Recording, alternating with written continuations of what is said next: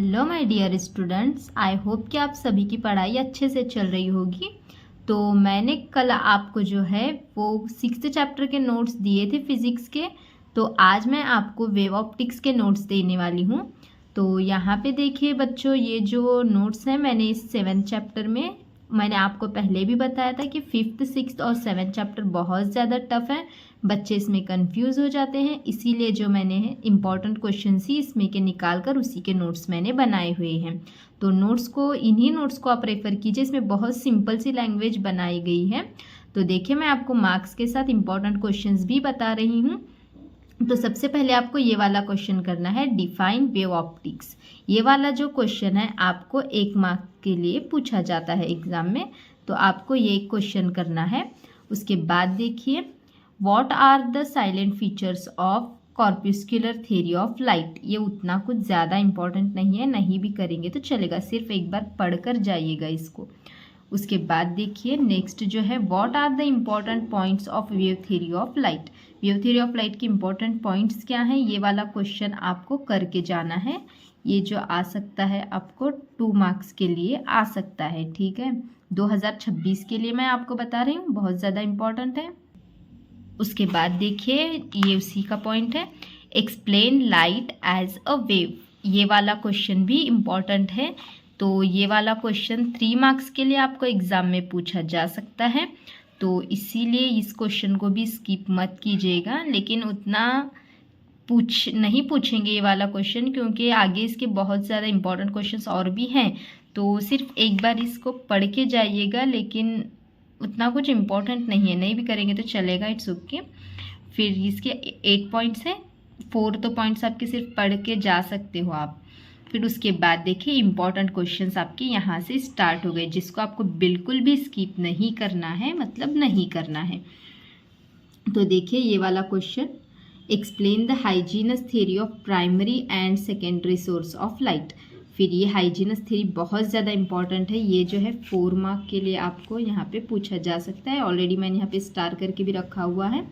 तो इसमें आपको प्राइमरी सोर्स ऑफ लाइट के बारे में पहले लिखना है। देखिए ये इस तरीके से यहाँ तक इसका एक्सप्लेनेशन, इसके एग्जाम्पल सारा बहुत अच्छे से देकर रखा हुआ है।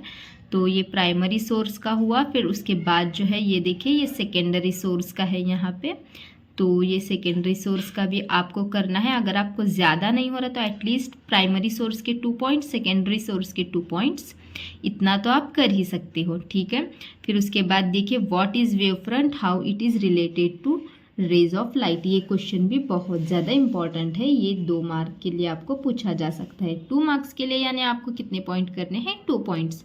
तो यहाँ पे इसकी डेफिनेशन लिखकर आप डायग्राम निकाल दीजिए। व्हाट इज़ वेव फ्रंट, इसकी डेफिनेशन लिखिए और डायग्राम भी निकाल देंगे तो आपको यहाँ तक चल जाएगा। उसके बाद ये उसी का एक्सप्लेनेशन दिया हुआ है, यहाँ पे ये सब एक्सप्लेनेशन है। सिर्फ इसको एक्सप्लेनेशन को पढ़िएगा, लेकिन डेफिनेशन को याद कीजिएगा, डायग्राम कीजिएगा। डेफिनेशन और डायग्राम के बेसिस पर आप 3 मार्क्स के लिए आया तो भी, मतलब आपने डेफिनेशन लिखा तो 1 मार्क मिल जाएगा, डायग्राम के लिए 1 मार्क मिल जाएगा, और इतना सारा एक्सप्लेनेशन के लिए 1 मार्क होता है। तो आप सिर्फ इसको एक बार पढ़ के जाइएगा, डेफिनेशन और डायग्राम याद करके जाइएगा। फिर उसके बाद देखिए, ये वाला क्वेश्चन स्किप नहीं करना है। Give the difference between plane wave and spherical wave. बहुत ही इम्पॉर्टेंट है 2 मार्क्स के लिए। इसके जो मैं कब ये क्वेश्चन प्रीवियस ईयर में कब आए हैं, इसका एक मैं अलग से वीडियो बनाने वाली हूँ, तो आप उसी में से चेक कर सकते हैं। तो ये 2 मार्क के लिए इम्पॉर्टेंट है। इसके आपको 4 पॉइंट्स लिखने हैं। प्लेन वेव फ्रंट के 4 पॉइंट और स्पेरिकल वेव फ्रंट के 4 पॉइंट, यहाँ पे मैंने मिलाकर ही 4, इसके दो मैंने टोटली 4 पॉइंट्स यहाँ पे दे रखे हैं। इसको करना है आप। अब उसके बाद देखिए, define Huygens principle, explain the construction of plane wave front and spherical wave front. 4 mark के लिए मोस्ट आईएमपी क्वेश्चन है, 4 मार्क के लिए, ठीक है। आईएमपी है, मोस्ट आईएमपी है, 4 मार्क्स के लिए। इसको स्किप नहीं करना है। सबसे पहले आपको यहाँ पे क्या करना है, हाइजीनस प्रिंसिपल क्या है वो लिखना है। आप सिर्फ उसका प्रिंसिपल भी लिखेंगे तो इतना चलेगा, 1 मार्क प्रिंसिपल को मिल जाएगा। फिर प्लेन वेव फ्रंट का कंस्ट्रक्शन और स्पेरिकल का लिखना है। तो पहले हमने प्लेन वेव फ्रंट की डायग्राम निकाली, फिर प्लेन वेव फ्रंट का हमने यहाँ पे थोड़ा सा 4 पॉइंट यहाँ पे हैं। अगर आपको मुश्किल जा रहा है तो 2 पॉइंट भी आप लिख सकते हो, ठीक है। फिर उसके बाद स्पेरिकल वेव फ्रंट का आपको यहाँ पे लिखना है। प्लेन वेव फ्रंट का हो जाने के बाद इस तरीके से स्पेरिकल वेव फ्रंट का भी आपको यहाँ पे लिखना है, डायग्राम निकालनी है। स्पेरिकल वेव फ्रंट क्यों जनरेट होती है, कैसे जनरेट होती है, और थोड़ा सा डायग्राम को देख कर ही उसका कंस्ट्रक्शन और वर्किंग लिखना है। तो ये ईजी है, इसको करके जाइएगा। उसके बाद देखिए ये वाला question, with the help of neat label diagram explain the reflection of light on a plane reflecting surface. इस वाले क्वेश्चन को भी आपको स्किप नहीं करना है, ये 3 मार्क्स के लिए है, IMP है, ठीक है। इसको कीजिएगा। देखिए बच्चों, इस तरीके से इसके डायग्राम वगैरह निकालने हैं। डायग्राम निकाल कर डायग्राम में ही जो जो दिख रहा है वो सब लिखना है आपको। यहाँ पे MN मतलब क्या है, फिर RA और QC क्या है, AP क्या है, AB क्या है, और CE क्या है, I क्या है। तो ये सब डायग्राम में देख कर ही आपको कवर करना है। आपने जो है डायग्राम निकाला, 1 मार्क मिल जाएगा। ये सब चीज़ें आपने लिख दी डायग्राम को देख कर ही, वहाँ पे 1 मार्क मिल जाएगा। और आगे का फिर क्या मुश्किल है, डेरिवेशन आपको नहीं भी आया लिखने तो छोड़ दो, मुश्किल तो कुछ नहीं है। हाँ, लेकिन जो बच्चे लिख सकते हैं उनको डेरिवेशन लिखना ही है, और जो बच्चे ऐसा लगता है हमसे नहीं हो रहा तो सिर्फ डेफिनेशन और डायग्राम पे ही काम चला लो। उसके बाद देखिए ये वाला question, with the help of neat label diagram explain reflection of light at a plane boundary between 2 media. ये वाला क्वेश्चन इंपॉर्टेंट है, हाँ, इसको भी 4 मार्क के लिए आपको करना है, 4 मार्क के लिए इम्पॉर्टेंट है। आप कम से कम डायग्राम्स और डेफिनेशन तो करके जाएगा, क्योंकि आप डायग्राम निकालेंगे तो 1 मार्क, डेफिनेशन का 1 मार्क मिलेगा। और डायग्राम को देख के आप थोड़ा बहुत तो वहाँ पे लिख सकते हैं ना, फिर उसका भी आपको 1 मार्क मिल जाएगा। तो आपको स्किप नहीं करना है। उसके बाद देखिए व्हाट इज़ पोलराइजेशन, ये 1 मार्क के लिए है लेकिन इम्पॉर्टेंट है, रिपीट हुआ है क्वेश्चन, बहुत टाइम रिपीट हुआ है। तो देखिए ये उसकी डेफिनेशन है, द फेनोमेनन ऑफ, यहाँ से लाइट तक इसकी डेफिनेशन है।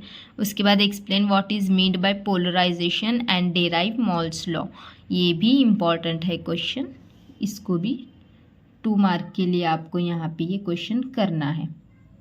ये देखिए ये वाला क्वेश्चन आप करके जाइए, 2 मार्क के लिए इम्पॉर्टेंट है, तो ये वाला क्वेश्चन भी कीजिए।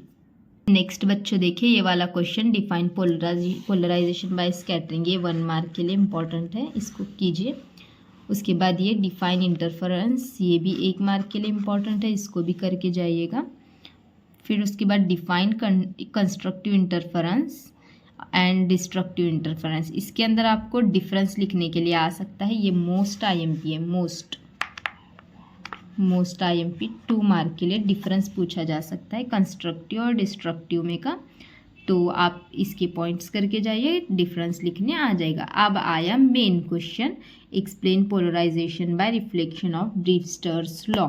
ये क्वेश्चन तो आता ही आता है 3 मार्क के सेक्शन में, करना ही करना है इसको। मैं यहाँ पे लिख रही हूँ IMP IMP IMP, तो ये क्वेश्चन स्किप नहीं करना है। तो ये इसका देखिए यहाँ पे सब द रिफ्लेक्टेड वेव, ये वगैरह सब यहाँ पे इसका एक्सप्लेनेशन, और यहाँ पे इसका ये सारा कुछ दे रखा है, डायग्राम है, यहाँ पे इजी लैंग्वेज है, तो इसको बिल्कुल स्किप नहीं करना है। ब्रीफस्टर लॉ स्किप नहीं मतलब नहीं करना है, देखिए ये लॉ है। उसके बाद नेक्स्ट क्वेश्चन जो है हमारा ये वाला, define coherent sources of light, सिर्फ डेफिनेशन है, 1 मार्क के लिए इम्पॉर्टेंट है, इसको करना है आपको।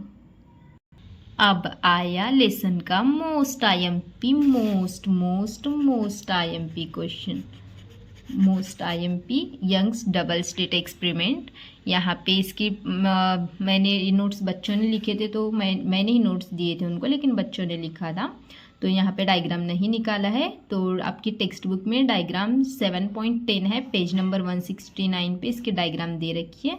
तो यहाँ पे डायग्राम निकालना है आपको, और डायग्राम कभी कभी 2 मार्क्स में सिर्फ डायग्राम के लिए भी क्वेश्चन पड़ता है। अब 4 मार्क के लिए आएगा तो पूरा एक्सप्लेनेशन आएगा 4 मार्क के लिए, तो आपको यहाँ पे डायग्राम निकालनी है, और ये क्वेश्चन बिल्कुल स्किप नहीं करना है, मैं फिर से बता रही हूँ। फिर उसके बाद देखिए ये सब उसका एक्सप्लेनेशन आपको लिखना है यहाँ से। ये सब देखिए ये उसका एक्सप्लेनेशन है, ये देखिए यहाँ तक एक्सप्लेनेशन है उसका। फिर उसके बाद उसी के पॉइंट्स हैं ये condition for well defined and steady interference. ये क्वेश्चन कभी कभी अलग से भी आता है, ये वाला क्वेश्चन कभी कभी अलग से 2 मार्क्स के लिए पूछा जाता है।